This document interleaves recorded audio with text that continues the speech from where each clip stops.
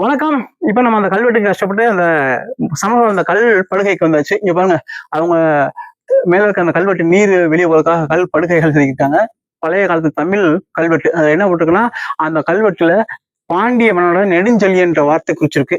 அதுக்கப்புறம் இங்க பாருங்க, இங்க இருந்து காட்டியா இங்க இருந்து அப்படியே ஃபுல்லாவே வந்து இந்த கல்வெட்டு யார் செஞ்சு கொடுத்தா, என்ன செஞ்சு கொடுத்தாங்கன்ற ஃபுல் நேம் போட்டிருக்கு. ஆமா, பாண்டிய மன்னர்களுடைய முக்கியமான பட்டமங்களுடைய பேர் போட்டிருக்கு.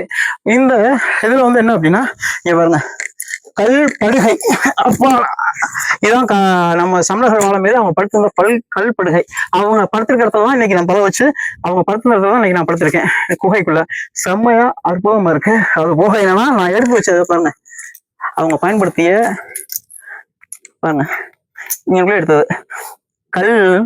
கல்மணி சிதல்கள், பானை, சிகப்பு பானை ஓடு. பாருங்க, இது எப்படின்னா சிகப்பு பானை கீழே விட்ட சில்லற காசு மாதிரி இருக்கும் சரிங்களா. இது வந்து மண்பானை கிழிஞ்சல்னு சொல்லுவாங்க. இந்த சில்மணி ஓடெல்லாம் அப்படியே காசு மாதிரி கேட்கும் சரிங்களா.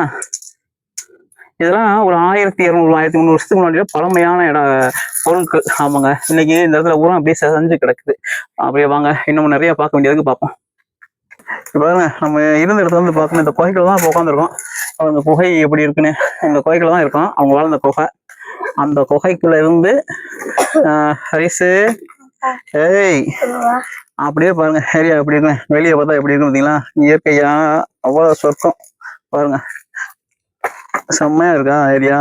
ஆமாங்க.